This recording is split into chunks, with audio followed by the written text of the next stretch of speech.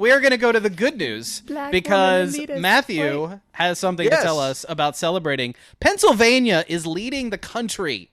Yes. For the first time? Well, we're leading the country in obesity, in depression, and pretzel consumption. But also, we're leading the country in smacking our governor down and saying, no, you cannot do endless emergency orders and maintain power and control in a dictatorial fashion. Can't do that forever and a day by just granting yourself continuous emergency powers. We have passed our May 18th resolution that changed those amendments within the Pennsylvania Constitution. And we took time this past weekend on the Saturday, which was June 5th, to celebrate that fact. We came together. We talked about what we did as a state. We were very happy about it. And I gave a speech, and I thought it was very appropriate to let everybody know about Romans 13, which was, seems a little bit out of left field, but necessary during this time because many, unfortunately, Christian libertarians and other Christians are really just confused about how to properly exegete Romans 13 in a proper way where you're actually looking at God's character. So I did it right, and everybody should follow suit. So why don't you give us an idea of what you said? Because you never know, Matt. One of these days, you and I might have a conversation that we'll record so that our podcast listeners can listen to this. That sounds like a fantastic idea. Let's make it happen. All right. How about tomorrow night? Let's do that. I think the basic premise that I gave to the audience there, it was on the steps of the Capitol in Harrisburg, to let them know about Romans 13. Here's the basic issue, and I'm sure you guys have heard this as well. Whenever Christians are talking about whether or not we should properly rebel or we should resist what the government is doing, a Christian will inevitably bring up Romans 13 as submitting to governing authorities. Shouldn't we be doing that? Paul has exhorted us to do such a thing.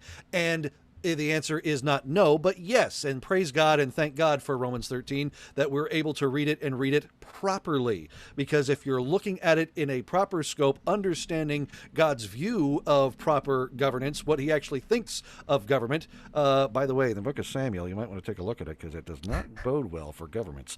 But if you're actually looking at Romans 13 in the proper context and looking at what it actually says, it does not actually give a blank check to the government to do whatever they want.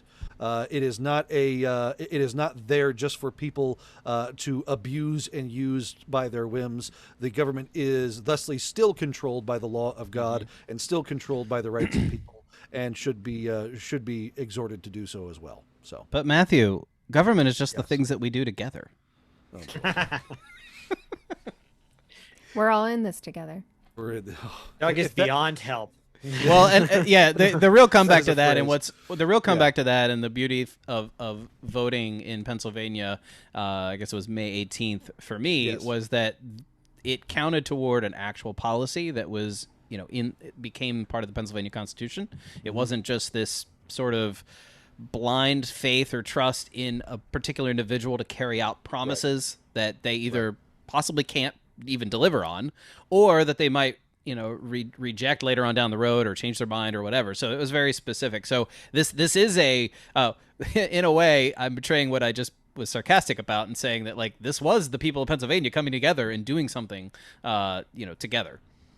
It honestly, and I know that we as libertarians have a mostly hate relationship with voting, but I will say it is at least one way to know somewhat of the will of some of the people within some given area at some amount of time. And should we at least govern ourselves by that to a certain extent? I would say maybe. Well, the more local it is, the better, the more representative it's going to be about what's actually happening in an area. Right, exactly. And this was trying to limit power as much as it can be. And so in that spirit and that regard, I was very much in favor of it. And anything that we can do to try and limit governmental powers as much as possible, I think we as libertarians should be all for. So in some ways, you could say that what Pennsylvanians did was we quit the governor. Ugh, I don't know how to quit you. Yes.